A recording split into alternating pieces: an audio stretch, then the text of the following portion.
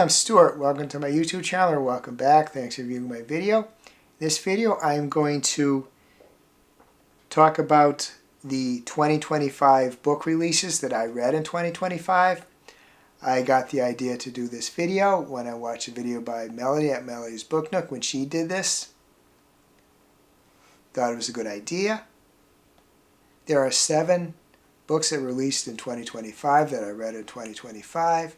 A little surprising there weren't more. I kind of like to think that I keep up with modern releases, but it was only these 7. The first is First Time Caller by B.K. Borison, a really good romance, a 5-star read for me.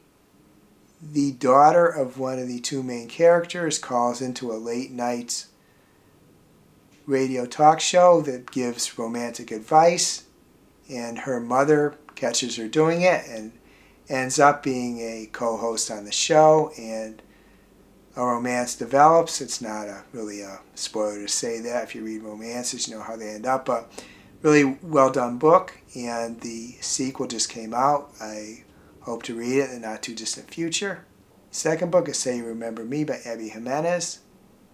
This is another good romance book, but what really sets it apart for me is it also focuses a fair amount on a family who the mother of the family has declined mentally, and talks about what it takes to care for her, the decisions you have to make, how much a toll it can take upon your mental health. And this really struck home for me because in the latter years of my mother's life, I was her primary caregiver, and it's a really difficult thing to do. Her last year, she had to spend in a nursing home because it reached a point we couldn't care for her anymore. My sister also helped care for her, but my sister wasn't physically capable of doing some of the things I was. That's why I became the primary caregiver. But this book really talks about that well, in addition to being a really good romance.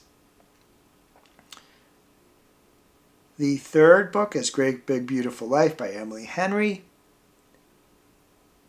This was the third Emily Henry book I read. It differed a little bit. There was a couple of writers who were competing to write the life story of a reclusive, I think it was an actress, pretty sure, but she was reclusive, and it was different from the 2 other books of hers I had read. I like those other 2 books a little more, but this book was a really good one too.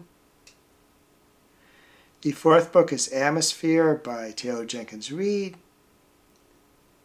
In this book, the protagonist is an astronomer teaching astronomy in college, and NASA opens up the astronaut program for women for the first time. It's around 1980. She applies, doesn't get in. She gets in the next class and talks about what it takes for the women training to become astronauts. Talks about the space shuttle program, a lot of details about that, what's involved. There's a forbidden relationship. Just a really good book. Cemented Jenkins Reid as a favorite author of mine, somebody I want to read all her works. Previous to that, in the same year, I read The 7 Husbands of Evelyn Hugo. But that came out a few years earlier. The 5th book is The Compound by Rawle. This book talks about a reality show kind of on steroids. There are, I think it might have been 7 women, 7 men, but there was like an equal number of women and men go to this kind of out of the way house compound, and basically there's a bunch of challenges, and part of it is that if when dawn comes, you're not in the same, I guess it was a cop, but with one of the members of the opposite sex, you're eliminated.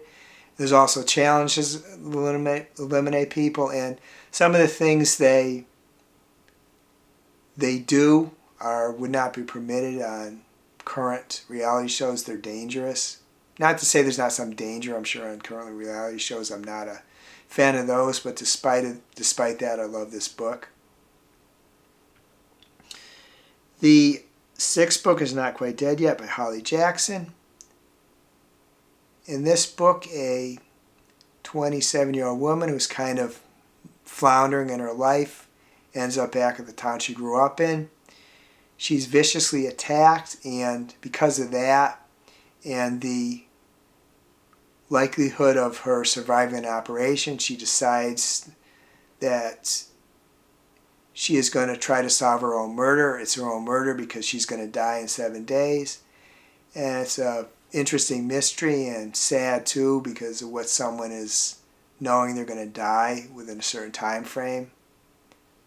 Second Holly Jackson book, and really I definitely want to read more. The seventh book is Blood on Her Tongue by Johanna van Veen. This book is set, I think, around 1880 in the Netherlands. The heroine of the book gets a letter from her sister, and her sister describes that she's struggling health-wise, and she wants her sister to come. I know the saying sister gets confusing. I can't remember the names, but the healthy sister goes out to try to minister to this sister that is struggling. She learns that they discovered a bog body on the grounds that they were, and they exhumed it, and once they got in contact with the bog bodies, bad things started. The health of the sister declined. Like I said, I know saying sister is confusing, but it's a quite good book. Kind of I would say a little bit of could even say a different take on a vampire story. Those were the 7 books that came out in 2025 that I read in 2025. I would be interested in knowing what books you read in 2025, especially ones that you really liked. If you'd like to let me know, please reply in the comments. If you can't think of anything else to reply, please add an emoji. Could add a book stack emoji or a book for the books that I mentioned here, or an emoji of your own choice. I hope you're having a wonderful reading week. I hope you're having a wonderful week in general. If you enjoyed this video, please give it a like, please subscribe, please hit the bell to get notified when I upload future videos.